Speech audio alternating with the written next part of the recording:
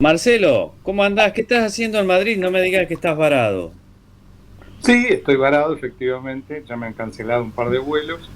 Así que acá sujeto a las decisiones del gobierno argentino. Ahora, ¿encontrás otros latinoamericanos en la misma situación? Esto de que te dejen salir, después no puedas volver por tus propios medios pagando tus pasajes. Latinoamericanos no, argentinos sí, hay muchos, incluso hasta funcionarios del anterior gobierno, artistas, gente de todo tipo que está acá sujeta a la decisión arbitraria de esta gente. Claro, porque lo que dicen es, bueno, ya sabían, firmaron una declaración, pero la declaración no decía renuncio a la posibilidad de volver a mi No, país, ¿verdad? es absolutamente absurdo porque es como que uno firmara algo donde se pone que uno acepta que lo torturen. O sea, sí, lo puede firmar, pero existen los derechos humanos, dentro de los derechos humanos está el derecho de volver a la propia casa.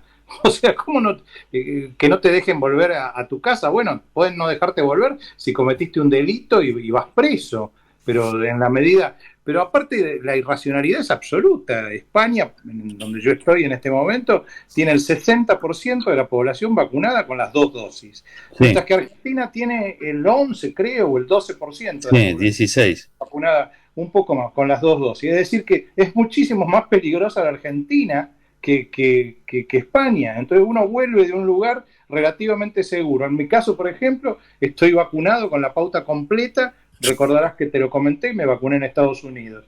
Tengo varios test de PCR hechos negativos.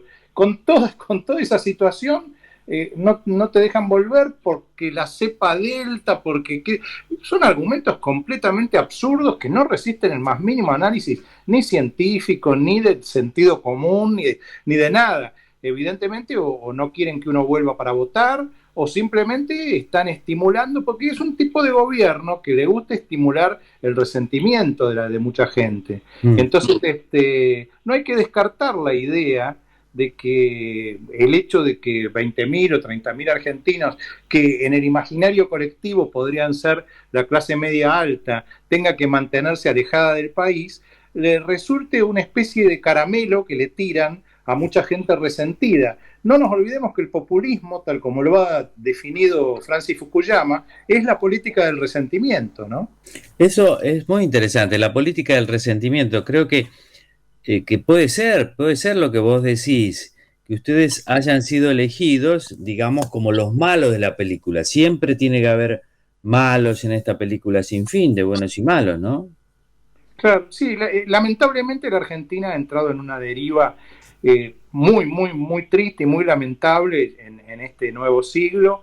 Es bastante curioso, ¿no? Porque yo estaba leyendo hace unos días a una periodista norteamericana que vive en Polonia, que se llama Anne Applebaum, y ella sostenía una cosa interesante, que a diferencia de los países latinoamericanos, en el caso, por ejemplo, de Inglaterra, después del conservadurismo de Thatcher, que sería un equivalente a lo que fue el menemismo en la Argentina, en lugar de reaccionar e ir hacia el populismo, no, fueron hacia la socialdemocracia. Es decir, Claro. Tony Blair, que fue, digamos, un poco casi el heredero, podríamos decir, de Margaret Thatcher, a pesar de ser de otro partido. Es decir, Tony Blair era Exacto. laborista y Margaret Thatcher era conservadora. Y sin embargo, Tony Blair acepta las libertades de mercado, acepta la estrecha relación con Estados Unidos y lleva al Partido Laborista hacia el centro. En cambio, en el caso de la Argentina, el kirchnerismo, que encima era del mismo partido del menemismo, era del mismo partido, en lugar de aceptar las premisas que habían funcionado y limpiar lo que estuviera mal, no, pasó exactamente al revés. Limpió las premisas que habían funcionado, es decir, el libre mercado, y lo que no había funcionado, que era la corrupción, en lugar de limpiarlo, lo agravó. Es realmente un escándalo lo que ha pasado con la Argentina y en general con muchos países de Latinoamérica, pero en el caso de la Argentina, que es el que nos duele particularmente porque vemos, yo veía el otro día, me fui dada esta situación, yo vine acá invitado por una fundación que me trajo por 3 días y quedé hace un mes que estoy acá. Entonces me fui a Sitges, que es una playa que está ahí al sur de Barcelona, y veía que todos los mozos, así como hace 30, 40 años veíamos cuando íbamos a Francia, que todos los mozos eran italianos o españoles, Sí. o ahora, por ejemplo, vemos en la Argentina que muchísimos mozos son venezolanos. Bueno, Sí. en muchos lugares de España, como Sitges, por ejemplo, todos los mozos son argentinos. O sea, Y son al jóvenes. revés, Marcelo, muy interesante. O sea que los mozos son argentinos al revés de sus abuelos o bisabuelos, que los Sí, mozos eran españoles en la Argentina, ¿te acordás? sí, yo la otra vez lo estaba charlando con Luis Alberto Romero a raíz de Mm. una solicitada que habíamos sacado, 30 intelectuales, y él me decía, es tan importante, porque yo le decía que para mí era decisivo el tema de que la juventud en la Argentina se esté yendo, y la mejor juventud, dicho esto, mejor entre muchas comillas, porque nadie es mejor que otro, pero me refiero a la gente talentosa, a los chicos talentosos, a los jóvenes talentosos, se están yendo despavoridos de la Argentina. Nos vamos a quedar con la gente que cobra los subsidios Claro. y que vive. La Argentina podría ser un país extraordinario si quisieran. Piensen ustedes en la India, lo que ha hecho la India con Bangalore, la Argentina tiene, digamos, una potencia no solo en materia por supuesto que la tiene en el agro y en la soja, la Argentina industrializó su campo 5 o 10 años antes que Estados Unidos, es decir, lo que hizo Argentina en la década del 90 con la siembra directa es una revolución extraordinaria. Estados Exacto. Unidos fue a la saga de eso, pero dejemos de lado eso que de por sí sería extraordinario si supiéramos explotarlo. La Argentina tiene una cantidad de 10.000, 20.000 jóvenes que pueden trabajar en las industrias del conocimiento y la Argentina sería un país de punta, pero no los echa, los Ahora, expulsa.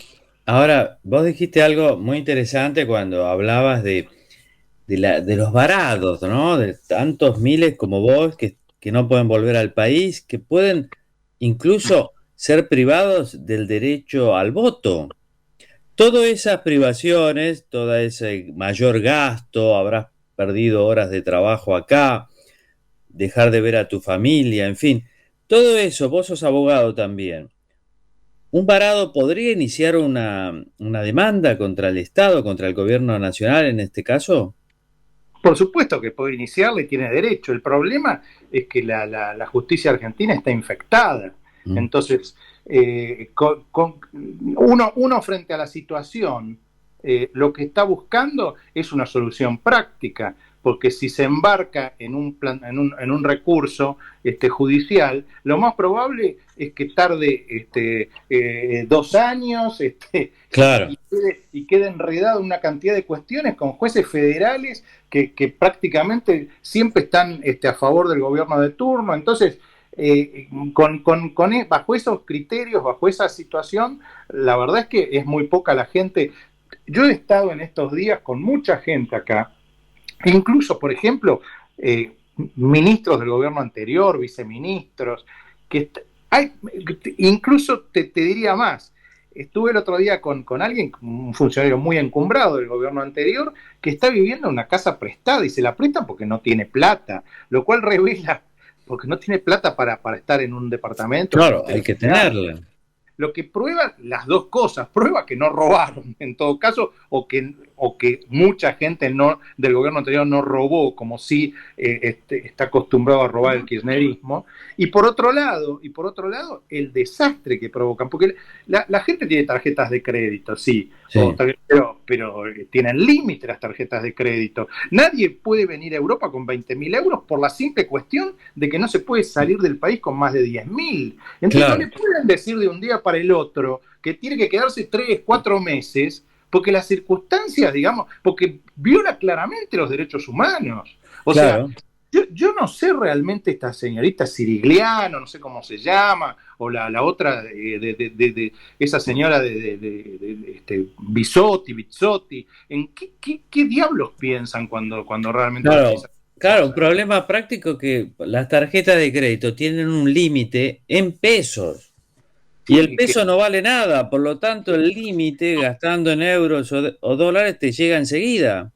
O sea, una persona de clase, te diría medio alta, puede llegar a tener un límite de 600.000 pesos, no sé, 3.000 euros, son 3.000 euros, es nada. Vos Claro. alquilás un departamento un mes en Europa y sale muy caro, pero no nos pongamos, hay mucha gente que vino por motivos que son motivos laborales, Claro. y que vino y que le pagaban su viaje acá.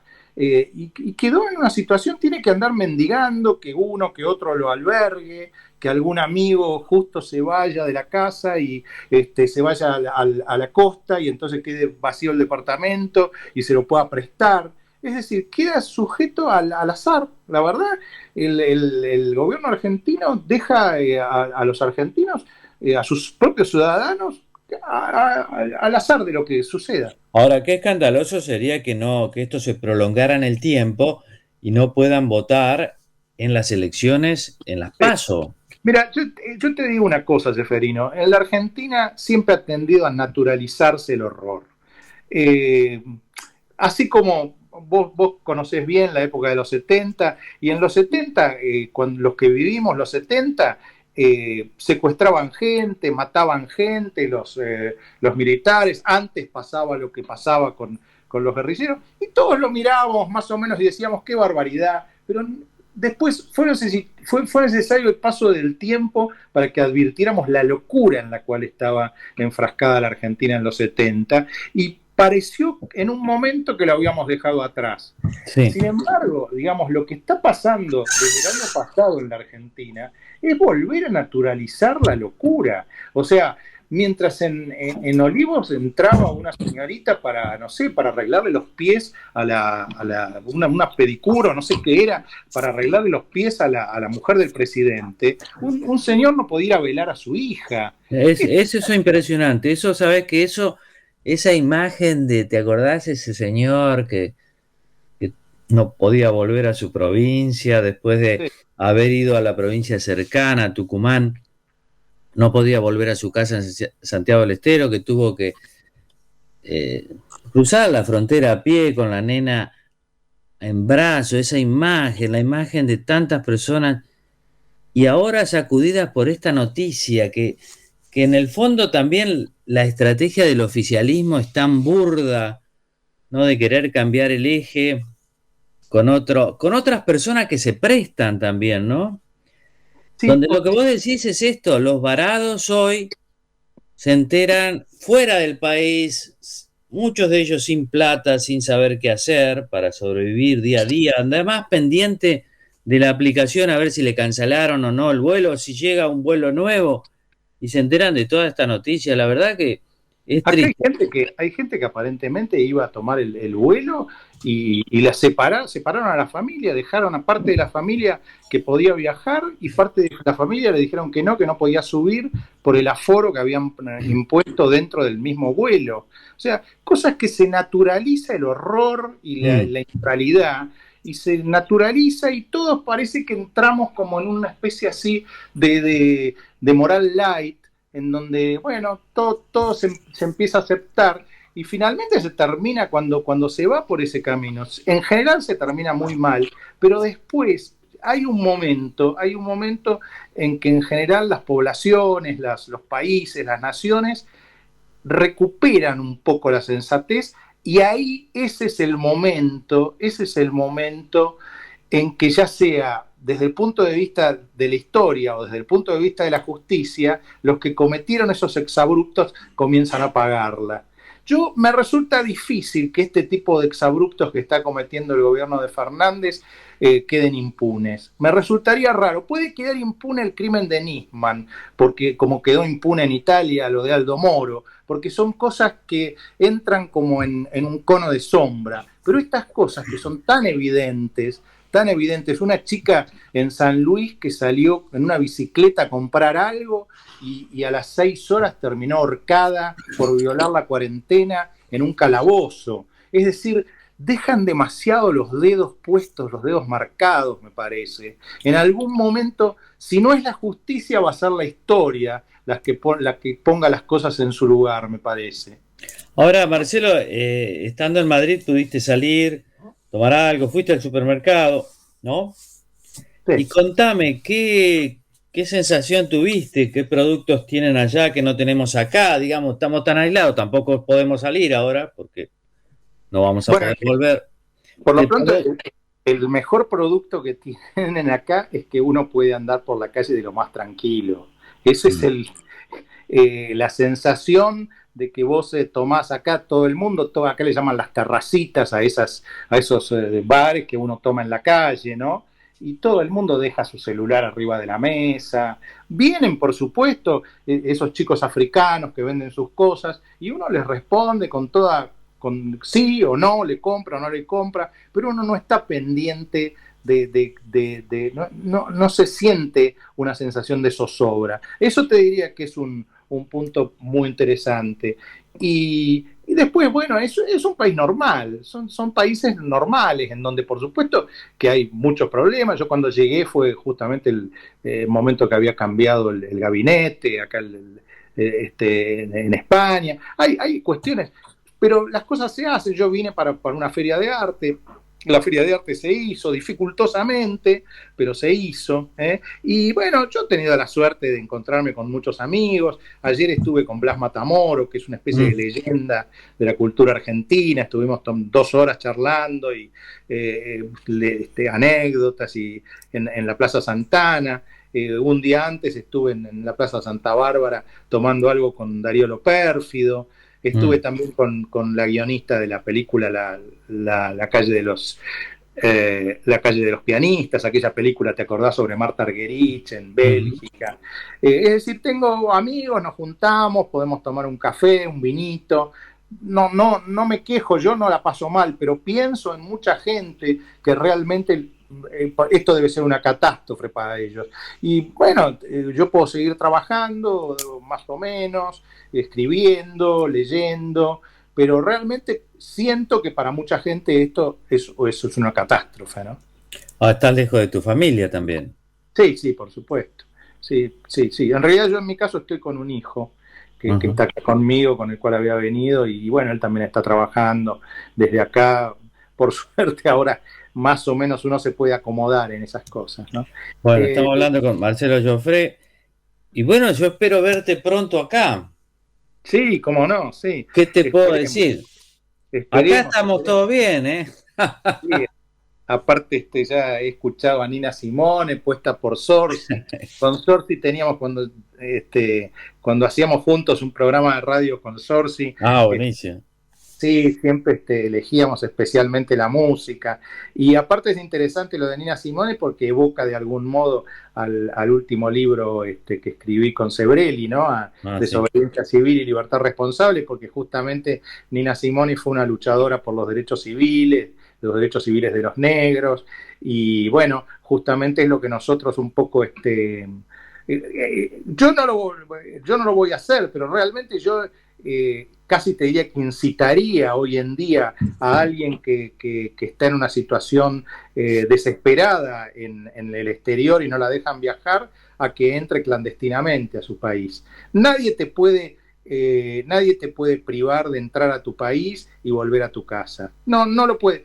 Si alguien entra por alguna frontera terrestre de modo solapado, ya sea por Bolivia o por Brasil, yo estoy seguro de que la Corte Suprema, cuando llegue ese caso a la Corte Suprema, le va a dar la razón a la persona que entra clandestinamente y no al gobierno. Ahora, bueno, estos momentos tan inesperados también provocan a veces la pulsión a escribir. A vos te gusta mucho escribir y escribís muy bien, obviamente, ya sabemos todo. Marcelo, por ahí puede salir un buen libro de reflexiones porque engarza muy bien con muchas situaciones que se están viviendo en la Argentina, que es este atropello, este autoritarismo casi capilar y Sí. también salvaje, que muchos sufren porque la verdad, no poder regresar a tu país es algo pocas veces visto en una democracia, ¿no? La semana pasada justamente publiqué un artículo que en realidad iba en otra dirección, era por otro tema, ¿no? Publiqué un artículo, creo que fue el miércoles pasado en La Nación, vinculado con el tema del nombramiento del procurador general, del fiscal, porque es un caso realmente impresionante. Ya no tenemos tiempo, pero los fiscales son independientes y desde que echaron a Rigui, que tampoco era nadie demasiado brillante, Esteban Rigui, pero era un tipo normal. Desde que echaron a Rigui, va, digamos, de mal en peor. Primero Reposo, después Sí. después Gilles Carbó, y ahora últimamente quieren cambiar la ley para bajar el umbral de exigencias y hasta nos amenazan con poner de fiscal a quien apadrinó jurídicamente al cómplice de la muerte de Nisman, a Lagomartino. Es decir, finalmente sería el jefe de todos los fiscales quien ayudó al que había ayudado al asesino de Nisman. Dale, Marcelo. Es muy buen tema. Mirá, la semana que viene lo charlamos. Yo espero no verte allá, verte acá, pero si no tenés nada que hacer, estás ahí, te vamos a llamar. Un gran abrazo, Marcelo Joffre. Muchos saludos. Gracias.